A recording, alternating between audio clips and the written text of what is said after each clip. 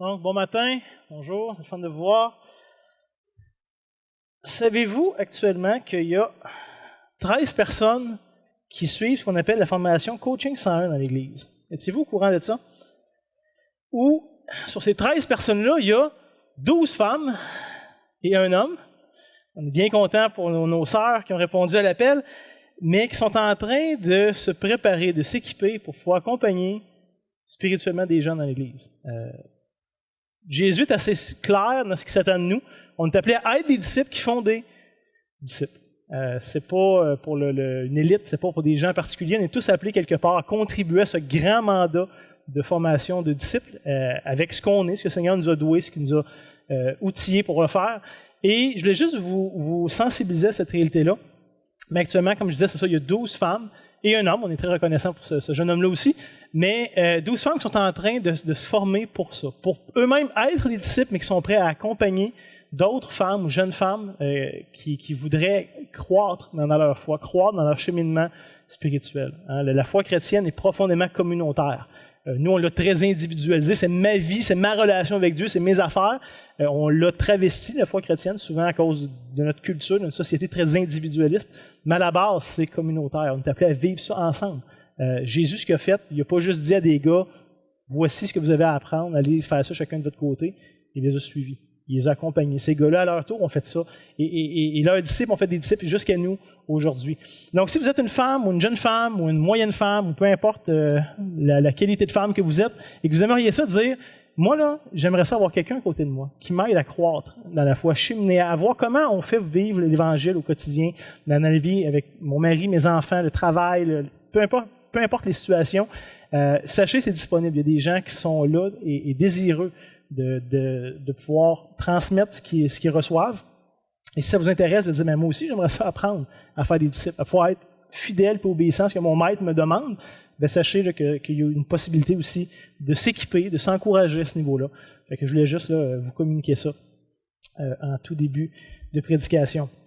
Donc, ceci étant dit, ce matin, comme le PowerPoint le montre, on progresse dans notre exposition du livre de Josué et déjà on est rendu au chapitre 22. Fait que ça commence à sentir la fin tranquillement, mais sûrement. Et aujourd'hui, on va regarder ensemble une histoire qui est très intense, à plusieurs niveaux. On va regarder ça ensemble.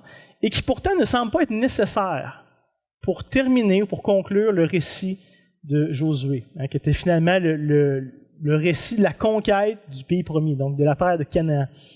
Et à première vue, on pourrait aussi dire, ben c'est pas très pertinent pour nous comme texte. C'est le fun qu'il soit là, mais nous, on est chrétiens de la Nouvelle Alliance. Là, c'est encore une fois, il parle des Juifs, il parle de la terre promise, il parle des alliances, puis, merci François, puis de la loi de Dieu, puis de la loi mosaïque. Là, comment est-ce qu'on se retrouve, nous, là-dedans?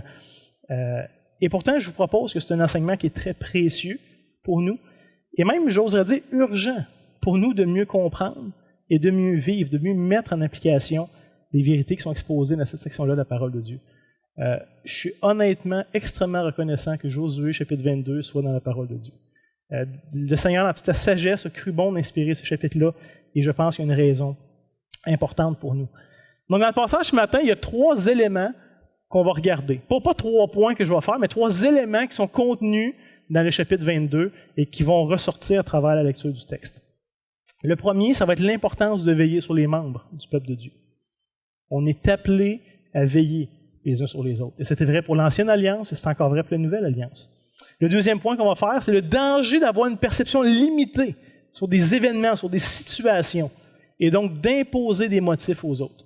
On est tous en danger de faire ça, parce qu'on est constamment en train d'interpréter. Telle personne a dit telle chose, c'était pour ça. Telle personne a fait telle chose, c'est à cause de ça. Voici le motif qui l'a animé à faire ça. On est constamment en train de le faire dans toutes les situations de nos vies, et c'est normal. Mais ce matin, on va regarder le danger d'avoir une perception limitée ou trop étroite d'une situation sans vraiment aller voir ce qu'il en est réellement. Et finalement, le dernier point qui va être sous-entendu dans le texte de ce matin, c'est l'importance de se parler et de bien le faire. Parce qu'on veut tout parler, on veut tout être écouté, mais des fois, c'est un petit peu difficile. Savez-vous que les spécialistes dans l'art de la communication ont trouvé 10 manières par lesquelles on peut mal se comprendre lorsqu'on échange avec une personne ou avec un groupe? 10 manières, c'est quand même beaucoup, là. Qu'il y en ait juste une, Ce serait déjà intéressant, mais là, il y en a 10. Et implicitement, dans le texte de ce matin, on va voir quelques-unes de ces 10 manières-là à l'œuvre. Pas que c'est mis en lumière comme ça, mais c'est intéressant de noter que c'est là. Par exemple, il y a une différence entre ce que je pense et ce que je veux dire. Hein, des fois, il y en a qui disent c'est très clair ce que je veux communiquer, puis j'arrive pas à le dire, puis j'ai pas les mots, je trouve pas la bonne manière, et là, c'est un peu confus. Fait qu'il peut y avoir une distinction entre ce que je pense et ce que je veux dire. Il peut y avoir une distinction entre ce que je veux dire et ce que je crois dire. Hein, pour nous, c'est tellement clair dans notre tête, mais c'est ça que j'ai dit. La personne dit, mais non, mais c'est pas ça que tu as dit. Fait qu'il peut y avoir une différence là. Il peut y avoir une différence entre ce que je crois dire et ce que je dis réellement. Entre ce que je dis réellement et ce que vous avez envie d'entendre. Hein, il y a une part subjective de la personne qui écoute. Fait que entre ce que moi je dis et ce que vous avez envie d'entendre. Il peut y avoir une distinction entre ce que vous avez envie d'entendre et ce que vous croyez entendre. Il y a une distinction entre ce que vous croyez entendre et ce que vous entendez réellement. Donc, il y a un aspect subjectif. Il peut y avoir une distinction entre ce que vous entendez réellement et ce que vous avez envie de comprendre. Hein? Ça nous arrive. On a des préjugés, des préconceptions. C'est ça qu'on veut entendre. C'est ça qu'on ne veut pas entendre. Et c'est ça qui va teinter notre perspective de compréhension. Donc, il peut y avoir une distinction entre ce que vous avez envie de comprendre et ce que vous croyez comprendre. Et finalement, il peut y avoir une distinction entre ce que vous croyez comprendre et ce que vous comprenez réellement. Donc là, je viens de résumer beaucoup de chicanes de couple. Entre ce que, non, mais c'est ça que j'ai voulu te dire. Non, c'est pas ça que tu as dit. Ben oui, c'est ça que j'ai dit. Non, c'est ça que là, puis c'est ça que j'ai compris. Mais non, mais c'est pas ça que j'ai voulu dire. Puis là, tu sais, on est dans cette dynamique-là. Et c'est tellement facile d'aller là. Comme je disais, s'il y avait juste une de ces erreurs-là possible, on tomberait dedans une fois de temps en temps. Mais là, il y en a 10. Imaginez, et on n'est pas juste coupable d'une. Des fois, on peut être coupable de 2 ou 3 dans les 10. Et là, ça devient exponentiel. Donc, voyez-vous, il y a définitivement ici un aspect de perception qui rentre en ligne de compte lorsqu'on parle et lorsqu'on écoute. Okay? Au-delà des faits, de ce qui a vraiment été dit, de ce qui voulu être dit, de comment moi je le reçois, comment moi je comprends ça. Donc, la vraie question dans tout ça, c'est de savoir quels sont les faits. C'est quoi, objectivement parlant, qu'est-ce qui était communiqué? Et c'est quoi qui a amené la personne à vouloir me communiquer ça? Parce que je ne veux pas agir en fonction de ma perception subjective de la situation. C'est trop facile de lire une discussion, lire un événement, une situation, et d'en faire tout un scénario, se rendre compte qu'on est complètement dans le champ, parce qu'on n'a pas été au fond des choses. Donc l'important, c'est pas qu'est-ce que j'en pense, l'important, c'est quoi la réalité, c'est quoi les faits. Mais souvent, on se donne beaucoup trop de place à nous, à notre jugement, à notre perception. Ça semble tellement clair pour nous qu'on ne sent pas le besoin d'aller valider, d'aller vérifier, d'aller confirmer auprès de l'autre. C'est sûr qu'on comprend bien, nous. C'est l'autre nécessairement qui s'est trompé. On a une attitude un peu, des fois, arrogante. Des fois, on se surestime largement notre capacité de comprendre et de bien lire les situations. Et donc, lorsqu'on s'ancre dans une perception qu'on a sans prendre le temps de les valider, sans prendre le temps d'aller voir ce qu'il y en est, c'est pas une attitude qui honore le Seigneur. Donc, juste avant de débuter la lecture du passage de ce matin, laissez-moi juste un peu recadrer le récit qu'on va voir dans le reste du livre de Josué. Parce qu'en vrai, comme je l'ai dit, ça aurait pu se terminer la semaine passée avec Will, où on voit qu'ils rentrent dans la conquête, ils réussissent à avoir tout le pays, il y a la paix, la division des lots et tout ça. Et Will terminait avec ce verset la semaine passée, de toutes les bonnes promesses que l'Éternel a faites à Israël, aucune n'est restée sans effet. Fait que c'est terminé. Ils ont l'héritage, ils ont le repos, ils ont la paix, tout est terminé. Et on pourrait se dire, pourquoi Josué continue? Pourquoi ça ne se termine pas au chapitre 21 avec ce que Will nous a présenté la semaine passée? Donc, voici le fameux héritage d'Israël, vous vous rappelez les petites cartes, et retenez ça, on va y revenir aujourd'hui, c'est quand même assez important à différents égards. Là. Mais étant donné que tout est accompli, que la paix est venue, que l'héritage est reçu, que tout ça, maintenant, chacun des Israélites est appelé à retourner chez eux, dans les territoires qui leur ont été assignés, dans les 12 tribus qui sont là, et pour pouvoir profiter de l'accomplissement des promesses de Dieu, de pouvoir jouir de cette paix, puis jouir de ce repos. Mais il faut se rappeler un élément qu'on voit au tout début du chapitre 1 de Josué. Et permettez-moi simplement de vous le rappeler. Donc, ça se lit comme suit. Josué dit aux Rubénites, aux Gadites et à la demi-tribu de Manassé. Et si on revient ici sur le petit diaporama, là, on parle de ces 2 tribus ennemies-là ici qui sont à l'est du Jourdain. Okay? Donc, au tout début du livre de Josué, il y a quelque chose qui les concernait. Il va dire, rappelez-vous de ce que Moïse vous a prescrit Moïse, serviteur de l'Éternel, quand il a dit, l'Éternel, votre Dieu, vous a accordé du repos et vous a donné ce pays. De quoi qu'ils parlent? Ils sont au début de la conquête. Comment ça qu'ils ont déjà eu du repos puis qu'ils ont déjà eu un pays? C'est parce que quand Israël était ici, en face de Jéricho, qui est ici, donc, il avait été attaqué par 2 rois, Sion et Og, qui possédaient tout le pays qu'on appelle Galaad. Et là, donc, l'Éternel avait livré toute cette section-là entre les mains des Israélites. Et 2 tribus ennemies ont dit, « Hey, on aime bien, nous, ce territoire-là ici. » On comprend que ça ne fait pas partie du pays de Canaan, ça ne fait pas partie de l'héritage, de la promesse comme telle, mais si le Seigneur est d'accord, on serait bien heureux, nous, d'habiter ici. Et donc, Dieu avait donné à Moïse l'autorisation de leur donner cette section-là. Fait qu'eux, avant même de commencer la conquête, sont chez eux, sont en paix. Et là, ici, il y a un petit rappel les concernant. On lit au verset 14, « Vos femmes, vos petits-enfants et vos troupeaux resteront dans le pays que Dieu vous a donné. » Dans le pays que vous a donné Moïse, de ce côté-ci du Jourdain. Mais, vous tous, hommes vaillants, vous passerez en arbre devant vos frères et vous les aiderez. Il y a tout un pays à conquérir, là. Et donc, Dieu a dit, c'est le fun que vous ayez hérité une partie de terre. N'oubliez pas, tous vos frères, eux, ils ont à combattre encore pour le prendre. Fait que vous, les hommes vaillants, vous allez les accompagner dans la conquête. Verset 15, jusqu'à ce que et vous passerez en armes devant vos frères, vous les aiderez, jusqu'à ce que l'Éternel ait accordé du repas à vos frères comme à vous, et qu'ils soient aussi en possession du pays que l'Éternel, votre Dieu, leur donne. Puis vous reviendrez prendre possession du pays qui est votre propriété et que Moïse vous a donné. Et que vous a donné, c'est-à-dire Moïse, serviteur de l'Éternel, ce côté-ci du Jourdain, vers le soleil levant. Ils répondirent à Josué en disant, « Nous ferons tout ce que tu nous as ordonné, et nous irons partout où tu nous enverras. » Donc, au tout début du livre de Josué, on voit ce serment de la part des 2 tribus ennemies, 2 tribus et demie, c'est-à-dire pas ennemis, et demi, de participer à la conquête jusqu'au bout, d'aller aider leurs frères à conquérir Canaan, la terre promise. Mais pour revenir au chapitre 22, on voit ici que leur engagement a été accompli et qu'ils ont respecté leur parole à la lettre. Donc, si la conquête est terminée, ils peuvent retourner chez eux, dans leur famille. C'est ce qu'on lit en Josué 22, les versets 1 à 6. Alors Josué appela les Rubénites, les Gadites et la demi-tribu de Manassé.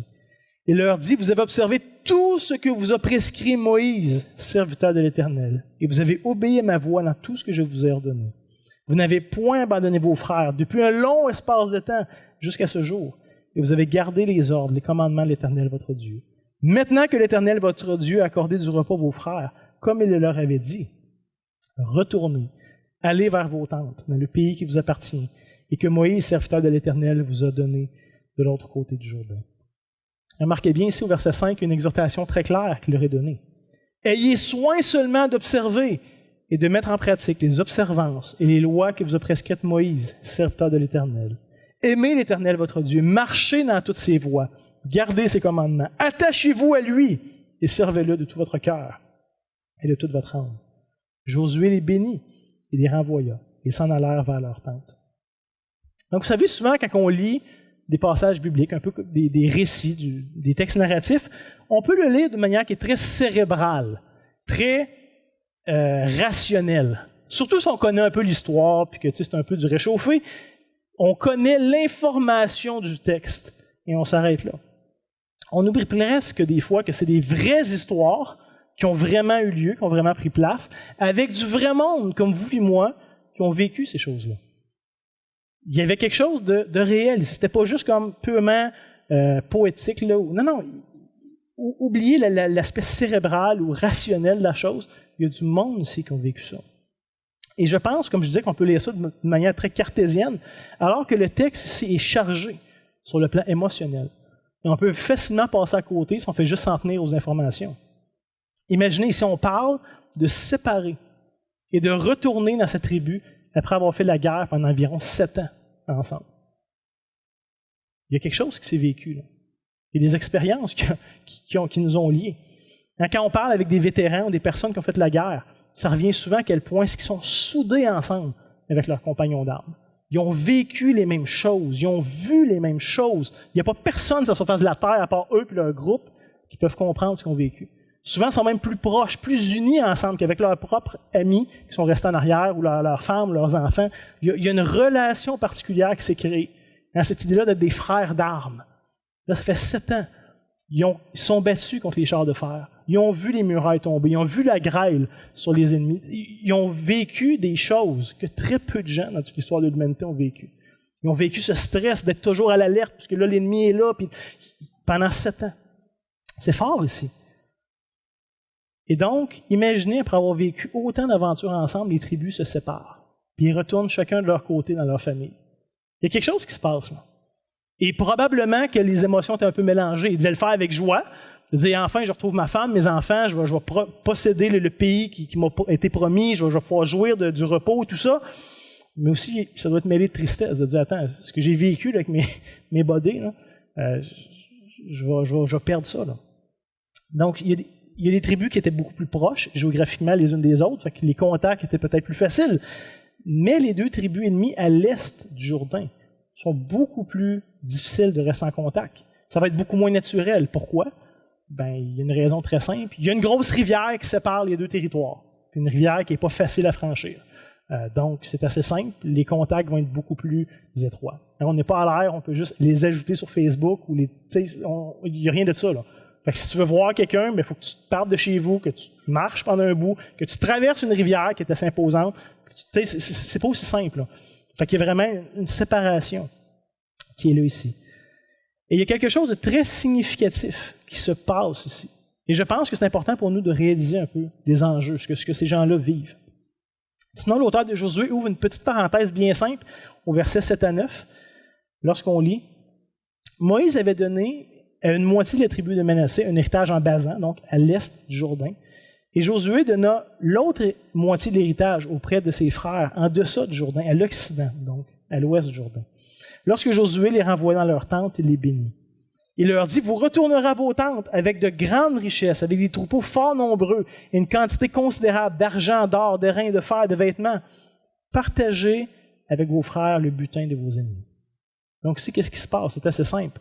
La grande tribu de Manassé va être séparée en 2. La moitié à l'est, la moitié à l'ouest du Jourdain. Et chaque tribu avait amassé pour eux-mêmes un butin de guerre, un trésor. Et là, il dit, ça serait un peu injuste qu'il y en ait une moitié qui parte avec tout puis qu'il laisse l'autre moitié sans rien. Fait arrangez-vous pour diviser ça équitablement pour pas qu'il y ait d'injustice. Verset 9, les fils de Ruben, les fils de Gad et la demi-tribu de Manassé s'en retournèrent après avoir quitté les enfants d'Israël à Silo, dans le pays de Canaan, pour aller vers le pays de Galaad, qui était leur propriété, où ils s'étaient établis comme l'Éternel l'avait ordonné par Moïse. Et à ce point-ci, on aurait dû lire « Et ils vécurent heureux et eurent beaucoup d'enfants. » Fin. C'est l'unité littéraire aurait été respectée depuis le début du chapitre 1 à tout ce qu'on voit, le but du livre, la conquête, le repos, tout est accompli. Tout le monde retourne chez eux, tout le monde est content. Fin de l'histoire. Ça aurait été une merveilleuse manière de terminer le livre de Josué ici. Mais pourtant, ce n'est pas le cas. On lit au verset 10 et 12. Quand ils furent arrivés, donc ici on parle des 2 tribus ennemies qui retournaient à l'est du Jourdain, quand ils furent arrivés au district du Jourdain, qui appartiennent au pays de Canaan, les fils de Ruben, les fils de Gad et la demi-tribu de Manassé, y bâtirent un autel sur le Jourdain. Un autel dont la grandeur frappait les regards, donc, ou qui était intimidante ou imposante, là, quelque chose d'assez gigantesque. Verset 11. Les enfants d'Israël apprirent ce que l'on disait. Voici les fils de Ruben, les fils de Gad et la demi-tribu de Manassé. Ils ont bâti un autel en face du pays de Canaan, dans le district du Jourdain, du côté des enfants d'Israël.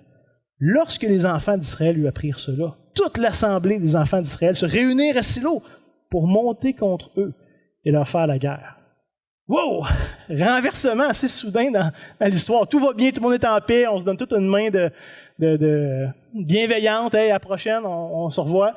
Puis là, tout d'un coup, attends, il y a une partie d'Israël, 9 tribus ennemies qui se réveillent, qui font coalition ensemble pour aller battre les... Hein, wow!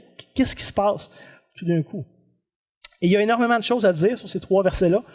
Parce que si on ne comprend pas bien ce qui se passe ici, évidemment, on ne comprend pas le reste du récit, et surtout, on ne comprendra pas comment est-ce qu'on peut l'appliquer pour nous. Donc, comme je l'ai dit au tout début, je pense, jusqu'ici, il y a beaucoup de choses à apprendre pour nous comme Église. Malgré qu'on n'est pas dans la même terre, qu'on n'est pas appelé à prendre des armes, puis tout ça, on va regarder les liens qui sont à faire.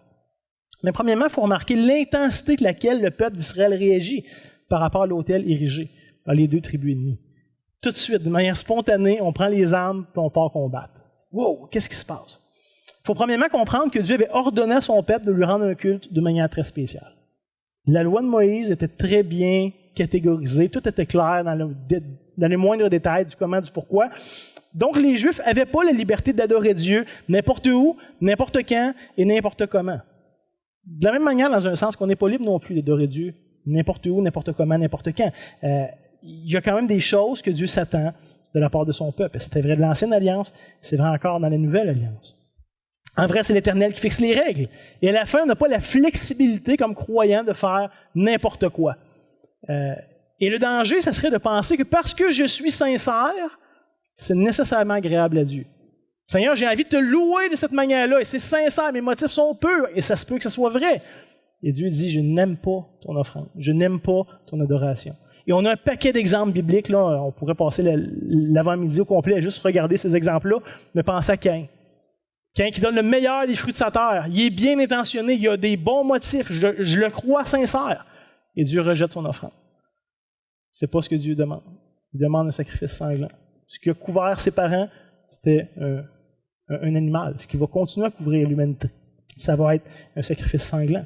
On peut penser à Uza. Vous vous rappelez qu'il voit l'arche de l'Alliance chambranlée sur le chariot, et là, ça arrive pour tomber, et je crois que les meilleurs sentiments du monde, en disant « Non, pas l'arche de Dieu! » Et qu'est-ce qu'il fait? Il la retient.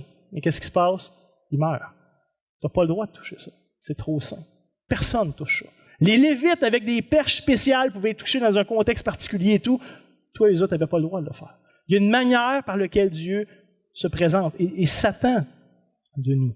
Donc, bien évidemment, on veut adorer Dieu avec un cœur sincère. Je ne suis pas en train de dire qu'il ne faut pas avoir de cœur sincère, mais ce n'est pas parce que c'est sincère que c'est agréable à Dieu. Dieu veut qu'on l'adore d'un cœur sincère, mais aussi selon la manière qu'il nous prescrit, selon qui il est, selon sa révélation. Et une des choses qui est très claire dans l'Ancien Testament, c'est que toute l'adoration de Dieu passait par les Lévites. C'était la tribu choisie, mise à part pour le service de Dieu. Et tout ça se faisait au tabernacle, lorsque c'était un peu encore dans l'institution d'Israël, dans leur pays. Et plus tard, ça va devenir le temple, donc un endroit bien précis. Fait que personne ne peut se mettre à s'improviser sacrificateur. Moi, j'ai envie d'adorer l'Éternel, fait que je vais faire les sacrifices chez nous. Non, ça va être rejeté. Il faut que tu sois lévite. Et même là, pas n'importe quel lévite. Comme Will nous a présenté la semaine passée, il y avait différents ordres de lévites. Il y en a qui s'occupaient juste de la musique. Il y en a qui c'était juste d'approvisionner le temple en bois et en tout ce que ça prenait. D'autres, c'était les sacrificateurs. D'autres, c'était... Fait que chacun avait sa fonction précise. Et même d'un ordre à l'autre, on ne mêlait pas les choses. C'était très clair, c'était très détaillé ce que Dieu s'attendait. Donc, si moi, je l'offrais un culte à Dieu, je ne peux pas m'improviser sacrificateur. Je ne peux pas faire un hôtel dans la cour chez nous en disant, ben, si j'ai un hôtel proche, je vais pouvoir faire des sacrifices tout le temps. Imaginez, il fallait que tu ailles jusqu'au temple. Ça ne veut pas dire que tu habites à côté du temple. Là. Ça demandait des fois de la planification pour aller offrir un sacrifice. Mais c'était quand même ce que Dieu demandait. Et à ce moment-là, le tabernacle, l'autel de l'Éternel était à Silo. Donc, si les Juifs voulaient rendre un culte, ils se rendaient là. Puis tant mieux pour ceux qui habitaient proche, c'était peut-être plus facile, mais même quand tu habitais à l'autre bout, tu faisais le chemin, puis tu te rendais à Silo, à ce moment-là, pour offrir tes sacrifices à l'Éternel et fêter les fêtes juives et tout ça. Donc, lorsque les tribus à l'ouest du Jourdain ont vu l'autel, ils ont tout de suite déduit quoi? Ils ont dit, ça y est, Gad, Ruben et la demi-tribu de Manassé ont abandonné les commandements de l'Éternel. Ils savent, ils n'ont pas le droit de faire d'autel, ils n'ont pas le droit de faire des sacrifices ailleurs, ils n'ont pas le droit de eux-mêmes officier les sacrifices. Ça prend des Lévites. Donc, ils ont abandonné l'Éternel, ils se rebellent à ses commandements. Malgré qu'à ce moment-là, il n'y avait aucune idée de leur motif. Tout ce qu'ils savent, c'est qu'ils ont fait un autel. En vrai, là. Et là, donc, ils leur attribuent des motifs. Et rappelez-vous les manières par lesquelles on peut mal communiquer ou mal percevoir, ou mal comprendre les choses. Donc, si toutes les tribus à l'ouest du Jourdain vont se mettre en marche pour aller faire la guerre, à ceux qui ont osé abandonner l'Éternel aussi rapidement, ils viennent juste de rentrer chez eux et déjà, ils se rebellent. Évidemment, selon leur perspective, selon leur compréhension du moment. Et comme on va le voir, Israël agit peut-être d'une manière un petit peu gauche, hein, peut-être qu'on la mèche un petit peu courte, mais c'est quand même avec un zèle sincère pour l'Éternel qu'ils vont faire ça et qu'ils vont se préparer à faire la guerre. Fait qu'un zèle mal dirigé, mais quand même un zèle sincère. Pensez-y, là. Tout le peuple vient de faire la guerre pendant 7 ans. Enfin, ils déposent des armes, puis commencent à passer un peu de bon temps avec leur famille, puis leurs femmes, leurs enfants, puis tout ça. Je suis pas mal sûr que ça ne leur tentait pas de reprendre les armes et de refaire la guerre. Okay? Ils devaient être assez écœurés, merci, de faire la guerre. Et malgré qu'ils ont eu très peu de temps de repos, ils reprennent les armes et ils marchent contre leurs propres frères. C'est quand même quelque chose. Si on ne comprend pas ce qui se passe, on passe à côté du texte. Et je suis convaincu qu'ils ne le font pas par gaieté de cœur. Surtout qu'ils vont, comme je disais, ils vont battre leurs propres frères avec qui ont vécu ces choses-là, qui ont des liens particuliers, que je suis convaincu qu'ils sont assez soudés. Et comme on va voir, c'est pas par haine qu'ils font ça. C'est pas parce qu'ils les haïssent, au contraire, ils les aiment réellement. C'est pas par jalousie. C'est pas de dire, hey, je trouve qu'on est un peu serré dans notre territoire, on va aller planter, puis on va extensionner un peu notre royaume. Non, il n'y a rien de ça. C'est pas par haine, c'est pas par jalousie. Ils ont véritablement le désir d'honorer l'Éternel et de suivre ses prescriptions.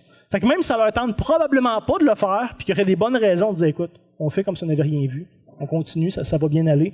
Non, ils prennent les armes et ils obéissent au Seigneur, plus qu'à eux-mêmes, plus qu'à leur propre désir. Je pense qu'il y a déjà une leçon pour nous, où on peut tellement être négligent par rapport au commandement de l'Éternel qui ne nous tente pas. Il y a des choses, si on est honnête, qui nous tentent beaucoup moins que d'autres. Puis c'est pas les mêmes d'une personne à l'autre, mais le Seigneur nous dit, allez annoncer l'Évangile à toutes les nations. Vous êtes mes témoins, vous êtes des ambassadeurs du royaume. Tente pas. D'autres choses à faire. Hein? Faites de toutes les nations des disciples. Ouais, mais c'est un peu engageant, ça prend du temps. Ça prend développer des relations, ça ne me tente pas toujours. Hein, le Seigneur dit, pardonnez, comme vous avez été pardonnés. Ouais, mais Seigneur, c'est un peu pesant des fois pardonner à certaines personnes. Pourtant, il y a des impératifs clairs. Si vous ne pardonnez pas de tout votre cœur, votre Père céleste ne vous pardonnera pas non plus. Tu sais, il y a des impératifs très clairs dans le Nouveau Testament, mais ça nous coûte, ça ne nous tente pas toujours. Aimez votre prochain comme vous-même. Il y en a qui sont plus faciles que d'autres à aimer dans nos prochains.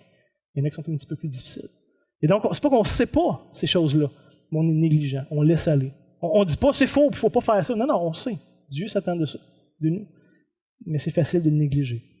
Donc, si Israël, malgré que ça leur tentait probablement pas, qu'il y avait des bonnes raisons de ne pas vouloir le faire, ils prennent leur épée et ils se lèvent quand même pour honorer Dieu. Mais malgré qu'ils ont été vite sur le piton, Israël va quand même laisser l'occasion à leurs frères d'expliquer leur motivation. Qu'est-ce qui les a amenés à faire cet autel-là? Et on lit ça, à partir du verset 13. Les enfants d'Israël envoyèrent auprès des fils de Ruben, des fils de Gad et la demi-tribu de Manassé, au pays de Galaad, Phiné, fils du sacrificateur Éléazar, et 10 princes avec lui, un prince par maison paternelle, pour chacune des tribus d'Israël. Tous étaient chefs des maisons paternelles parmi les milliers d'Israël. Donc, grosso modo, il envoie une délégation de 11 personnes qui représentent les tribus, puis qui représentent aussi la sacrificature. Là. Verset 15. Ils se rendirent auprès des fils de Ruben, des fils de Gad et de la demi-tribu de Manassé, au pays de Galaad, et leur adressèrent la parole en disant, « Ainsi parle toute l'assemblée de l'Éternel. » Donc, tous ceux qui sont restés fidèles, on est là. On représente le peuple de Dieu. Que signifie cette infidélité que vous avez commise envers le Dieu d'Israël? Pourquoi vous détournez-vous maintenant de l'Éternel en vous bâtissant un autel pour vous révolter aujourd'hui contre l'Éternel? Fait que clairement, ici, c'est qu'on leur attribue des motifs. Là. On n'est pas dans « Hey, comment ça? Comment? Pourquoi? » Non. Vous avez commis une infidélité. Vous vous détournez de l'Éternel. Vous vous révoltez aujourd'hui contre l'Éternel. Fait qu'on leur impose, on leur attribue des motifs. Verset 17. « Regardons-nous comme peu de choses le crime de Péor, dont nous n'avons pas jusqu'à présent enlevé la tâche de dessus nous, malgré la plaie qu'il attira sur l'assemblée de l'Éternel. » Donc ici, grosso modo, quand il fait référence à Péor, c'était l'épisode où les Juifs étaient encore dans le désert, dans le 40 ans, là, de tourner en rond, et ils s'en vont proche des plaines de Moab. Ils veulent avoir vous vous rappelez, là, ils veulent traverser le pays de Moab sans rien prendre, sans faire la guerre. Et là, ils se font refuser l'accès. Et là, le roi de Moab appelle Balaam, genre de prophète mercenaire, qui finalement est supposé maudire Israël. Au lieu de le maudire, il le bénit. Mais à la fin, le roi dit, y a-t-il quelque chose que je peux faire contre eux? T'arrêtes pas de les bénir. Moi, je peux pas me battre contre eux s'ils sont toujours bénis. Et Balaam va dire, c'est ça, tu as juste à trouver quelque chose à faire qui va les faire déchoir finalement de la bénédiction que Dieu a sur eux. Fait que le roi de Moab, qu'est-ce qu'il fait? Il envoie un paquet de femmes vers Israël, puis là, il se livre à la débauche sexuelle. Et la colère de Dieu s'enflamme, et 24 000 hommes du peuple meurent à ce moment-là. Donc, c'est à ça qu'il fait référence. Verset 18. « Et vous vous détournez aujourd'hui de l'Éternel, et vous vous révoltez aujourd'hui contre l'Éternel. » Si vous vous révoltez, c'est-à-dire aujourd'hui contre l'Éternel, demain il s'irritera contre toute l'assemblée d'Israël. Donc c'est intéressant. Ici, d'un côté, les 9 tribus ennemies ont un désir sincère d'honorer Dieu, d'être fidèles, mais de l'autre côté, Ils craignent les conséquences de leur désobéissance. Si vous vous rebellez contre l'Éternel puis qu'on ne fait rien, ben ça va peut-être se revirer contre nous. Fait qu'on veut l'honorer, oui, puis on veut se prémunir des désobéissances possibles. Et le verset 20, Akan fils de Zérak, Josué chapitre 7, vous vous rappelez, tout ce qui était à Jéricho était voué à l'interdit. Puis Akan lui a pris une coupe de petits cossins pour lui. Ne commet-il pas une infidélité au sujet des choses dévouées par interdit? Et la colère de l'Éternel ne s'enflamma-t-elle pas contre toute l'assemblée d'Israël? Il ne fut pas le seul à périr à cause de son crime. Il y a des Israélites qui sont morts. Pas parce qu'eux ont mal fait, à cause que Akan avait rentré de l'interdit dans le camp. Donc, comme on dit, ça a le mérite d'être clair, au moins. Les Israélites ne mangent pas leurs mots, ne passent pas par 4 chemins pour exposer le problème. Ils vont nommer clairement le péché qui est reproché aux 2 tribus ennemies à l'est du Jourdain. Vous vous rebellez, vous vous endurcissez contre l'Éternel, vous êtes désobéissants, vous commettez une infidélité, etc. Là. Fait que c'est très clair. Ils vont même donner des exemples d'événements qui sont arrivés avant pour démontrer l'importance de la situation. Et ils vont parler de Péor, comme j'ai mentionné, et de Akan. Et finalement, le dénominateur commun de Péor et de Akan, c'était la rébellion contre l'Éternel. Pas dans les mêmes circonstances, mais dans les 2 cas, il y avait une attente claire de Dieu, et le peuple, ou un individu du peuple, avait péché, s'était rebellé contre ça, et il y avait eu des conséquences pour tout le peuple. Mais comme j'ai dit tantôt, le but d'Israël, c'était pas de se venger, c'était pas de voler leur territoire. On va voir le verset 19 que j'ai pas mis là, ça va nous présenter très clairement le désir sincère d'honorer Dieu, oui, mais aussi d'aimer concrètement leurs frères. Israël était soucieux de leurs frères. Ils vont le démontrer. Ils vont désirer le meilleur pour eux. Regardez bien le verset 19. Si vous tenez pour impur le pays qui est votre propriété. Là, on a ceux qui habitent le pays de Canaan, qui a été donné par l'Éternel, à ceux qui habitent à l'extérieur de Canaan. Il dit, si vous tenez pour impur le pays qui est votre propriété, passez dans le pays qui est la propriété de l'Éternel, où est fixée la demeure de l'Éternel. Établissez-vous au milieu de nous. Mais ne vous révoltez pas contre l'Éternel et ne vous séparez pas de nous en bâtissant un autel, outre l'autel de l'Éternel, notre Dieu. C'est fort ce qu'il dit ici. Peut-être que votre pays n'est pas bon. Peut-être que vous regrettez d'avoir pris une part de l'héritage qui n'était pas finalement dans la promesse de Dieu en Canaan. Venez. Détournez-vous pas, sentez-vous pas mis à part. On va vous inclure. Venez prendre possession dans notre pays. On va vous partager nos villes, on va vous donner un bout de nos terres. Mais ne vous rebellez pas. C'est fort, c'est ce qui se passe. Les 9 tribus ennemies présentent une solution extrêmement sacrificielle à leurs frères. Avec Will, la semaine passée, on a vu à quel point est-ce que la terre ou le pays était précieux pour les Juifs. C'était l'héritage qui avait été promis à Abraham. Et qu'enfin, eux reçoivent. C'était précieux. Pas question de le vendre. Pas question de le donner. Et là, ils sont prêts à dire, si c'est pour vous gagner, venez. On va perdre une partie. Collectivement, on est tous prêts à perdre une partie pour que vous héritiez aussi en Canaan. C'est ici d'un seul cœur que tout Israël est prêt à leur partager leur portion de territoire, si c'est pour qu'ils reviennent à l'Éternel et qu'ils persévèrent à le servir. Je veux dire, on ne réalise pas là, à quel point est-ce que c'est fort ce qui se passe ici. À quel point est-ce que réellement il y a un amour sincère pour leurs frères. Il y a un réel désir d'unité. À la fin, ils ne veulent pas les combattre. Ce qu'ils veulent, c'est les gagner. Même si ça leur coûte quelque chose, ils sont prêts à le perdre, si c'est pour gagner leurs frères. C'est extraordinaire, c'est admirable ce qui se passe ici. Et j'ose vous poser la question suivante. À quoi ça vous fait penser, dans tout le reste de la Bible, d'oser aller voir un frère, une sœur, le confronter avec un péché dans le but de le gagner? Quel autre principe on a dans les Écritures qui nous donne ces paramètres-là? Matthieu 18, c'est ça, l'idée de la discipline d'Église. D'oser aller voir quelqu'un qui fait partie du peuple de Dieu, lui présenter un aspect, « Hey, mon frère, ma sœur, as-tu fait, ou as-tu pas fait, ou as-tu dit, ou as-tu pas dit, ou qu'est-ce qui se passe avec ça? » Dans le but de la gagner. Et ça se fait évidemment pour honorer Dieu, et ça se fait par amour pour ceux et celles qui s'éloignent des commandements de Dieu. Le concept même de la discipline d'Église, c'est qu'on vient à côté pour plaider avec la personne, pour l'encourager, dans le but de les amener à la repentance, puis les gagner.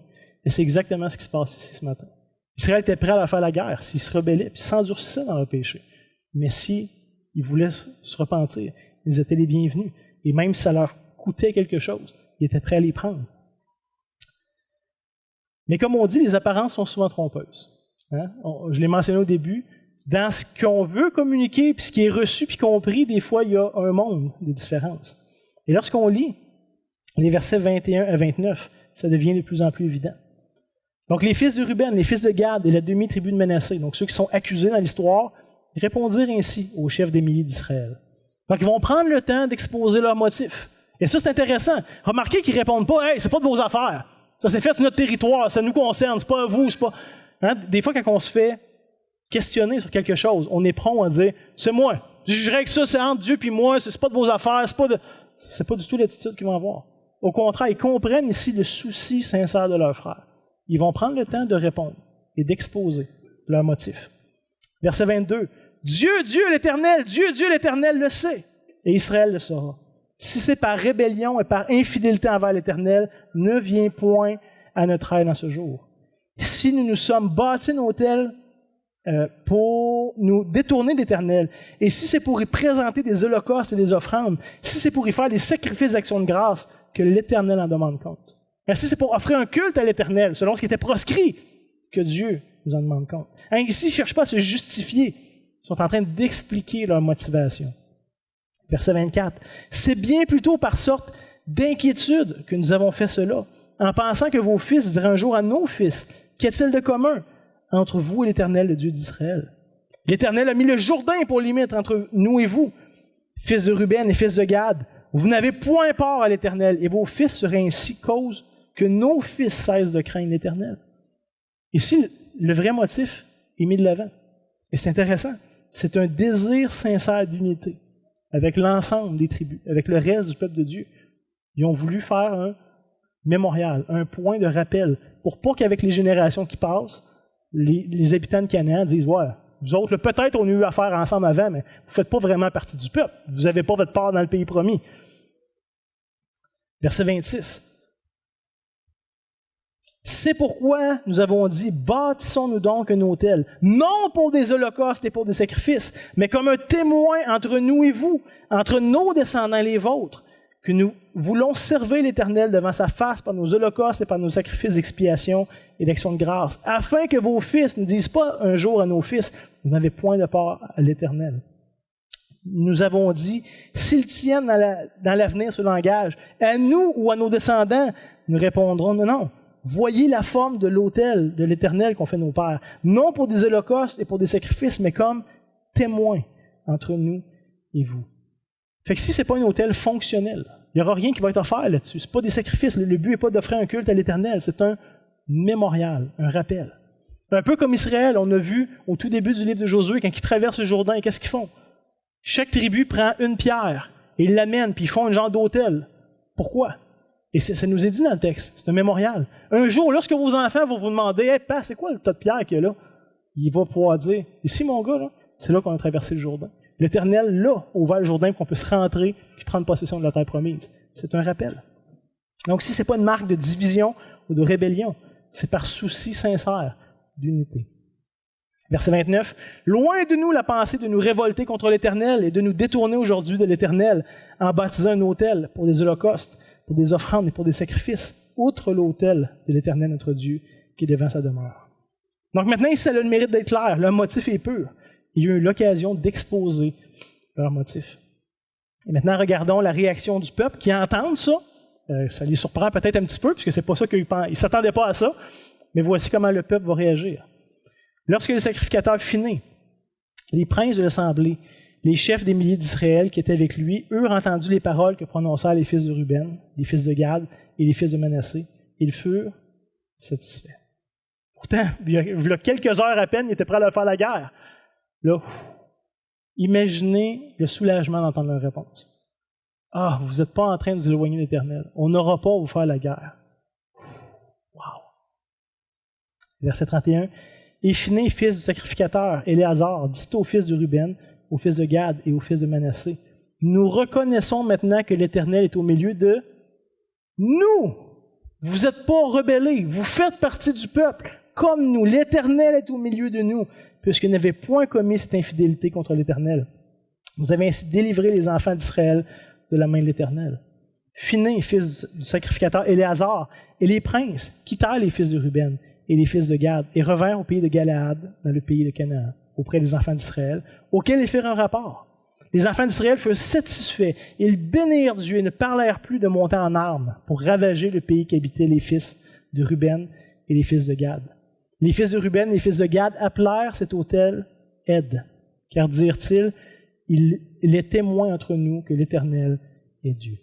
Donc, Ed veut simplement dire témoignage ou témoin. Et c'est intéressant qu'ils prennent la peine de nommer l'autel qui a causé tellement d'incompréhension, tellement de problèmes. C'est pas un autel flou, on ne sait pas à quoi ça sert, c'est un témoin entre vous et nous. Il y a quelque chose de significatif ici dans tout ça. Je ne sais pas ce que vous pensez de cette histoire-là. Moi, je trouve ça extraordinaire comme histoire, très riche à bien des égards, là.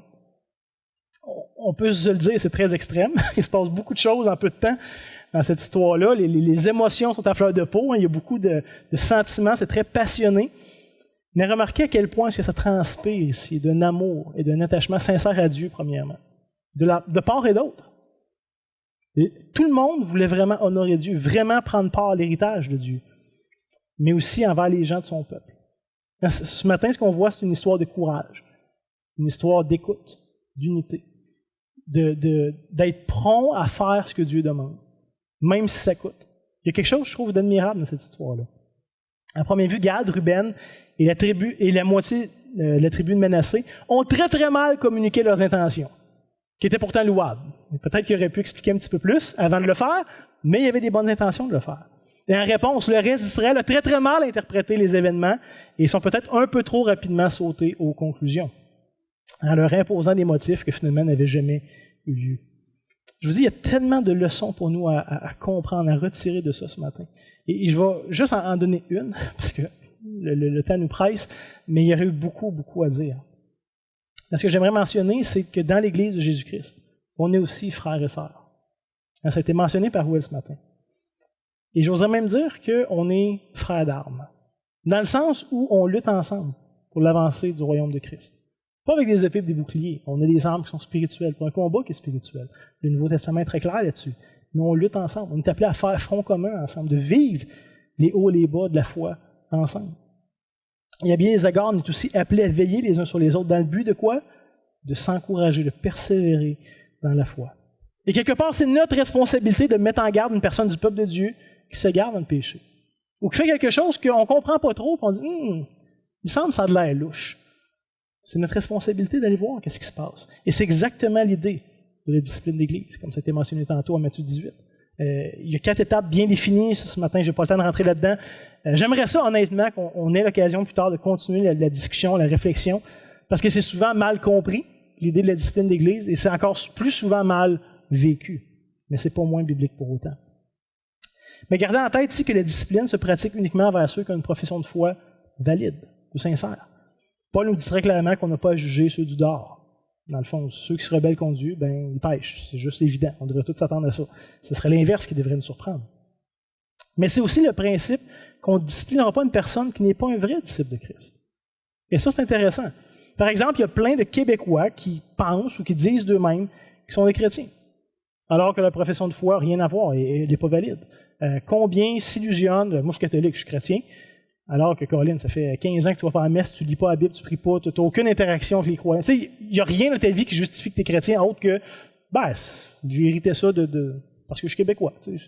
Non, tu n'as pas une profession de foi valide, sincère. On ne te tiendra pas rigueur de ça, parce qu'on ne te considère pas comme un disciple.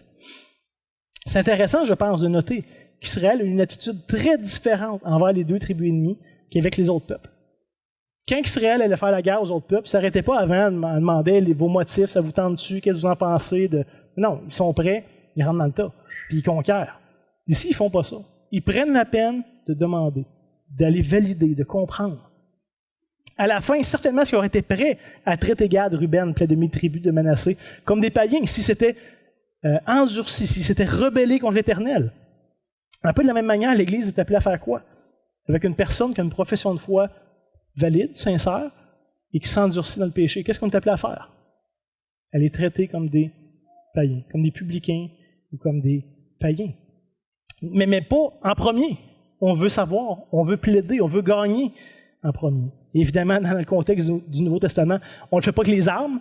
On n'est pas dans une théocratie, ce n'est pas notre appel à nous. Mais on est quand même appelé à plaider, à gagner les frères et les sœurs. Peut-être que vous entendez ça ce matin, puis vous dites, ouais, c'est un peu intense. Peut-être que vous êtes un peu mal à l'aise avec le concept même, soit de ce qu'on voit dans Josué 22, soit dans ce que Jésus va enseigner dans Matthieu 18. Peut-être que vous dites, c'est un peu intolérant, c'est un peu intense, c'est un peu rude, ça manque peut-être un peu d'amour, tout ça, peut-être cruellement d'amour. Pourtant, c'est Dieu ici qui demande explicitement ces choses-là. Que ce soit dans la loi de Moïse, que ce soit dans le Nouveau Testament. C'est Jésus qui met en place la discipline d'Église. Et je voudrais juste rendre ça très clair, ce n'est pas déjà, mais on n'est pas plus aimant que Jésus. S'il y en a un qui aimait vraiment et qui comprenait les enjeux, c'était lui. Et pourtant, il va commander ses disciples de pratiquer ça.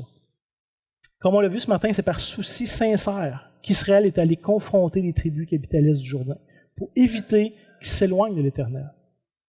Mais toujours dans le but de gagner ces personnes-là. Même comme Israël est prêt même à se sacrifier pour s'assurer qu'ils ne se perdront pas, qu'ils ne s'égareront pas. Je ne sais pas si vous réalisez, mais il y a quand même tout un enseignement qu'on a là ce matin, en Josué 22. C'est lourd de sens. C'était lourd de sens pour eux, et c'est encore nous aussi. Je prie qu'on puisse en tirer instruction. Pas tant pour jouer à la police, puis être dur, puis accusateur, puis suspicieux tout le temps les uns contre les autres. Je pense que ça serait un extrême, là. Mais qu'on puisse s'aimer assez pour se sentir concerné quand on voit un frère et une sœur déraper. Plutôt que de dire, bof, c'est sa vie, c'est ses affaires, elle prend ses choix, ça la regarde à elle. Non, je suis concerné. On fait partie d'un corps, on fait partie d'un peuple. On est membres les uns des autres, Paul va dire. Donc on soit assez concerné parce qu'on voit un frère et une sœur s'éloigner graduellement du Seigneur. Soyons pas de ceux qui restent insensibles ou inactifs à ça. Je ne pense pas que ça honore Dieu. Et ne soyons pas non plus ceux qui font pire, qui font juste mémérer. Israël, quand ils ont vu l'autel de grandeur imposante, ils n'ont pas juste « Hey, t'as-tu vu ce que Gad, ce que Galad a fait? Hey, savais-tu que, hey, mon Dieu, ils se sont détournés rapidement de l'Éternel, ça n'a pas d'allure. » C'est pas ça qu'ils ont fait. Ils ont fait ce qu'il leur était demandé de faire. Ils sont allés voir, étant prêts à faire face d'une manière qui honorait le Seigneur. On est tous concernés ce matin par cet enseignement-là. Pensez pas que c'est pour une élite ou pour des chrétiens matures ou des... Non. Si vous êtes un disciple de Christ, ça vous concerne. C'est pour tous ceux qui font partie de son peuple. Ça ne veut pas dire qu'on le fait n'importe comment. Il y a des balises, c'est clair. Mais on est quand même appelé à le faire. Puis c'est dans notre culture très individualiste où je me fous éperdument de mon prochain, là, ça peut être très, très contre-culturel et difficile à vivre. Ou juste même à se mettre dans la tête que Dieu nous demande de faire ça. Et c'est pour ça, dans un sens, que je suis tellement content qu'on ait une alliance relationnelle. Comment on va vivre ces tensions-là, ces choses un petit peu difficiles à dire, qu'on préférait de loin ne pas dire, puis qu'on préférait de loin ne pas avoir à faire. Comme Israël aurait beaucoup préféré, je pense, ne pas avoir à prendre les épées pour aller potentiellement attaquer leur frère là, à l'autre côté du Jourdain. Comment est-ce qu'on va faire ces choses-là? Il y a une manière. Et je pense qu'on a une alliance excellente pour ça, qui est guidée par les principes bibliques. Donc, il y aurait beaucoup de choses à dire, mon temps est fini. Hein?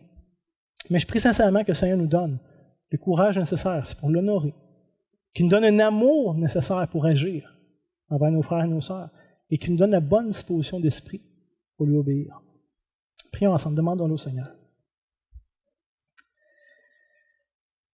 Donc, notre Dieu, on te remercie pour ta parole qui est claire, pour tes attentes qui sont claires.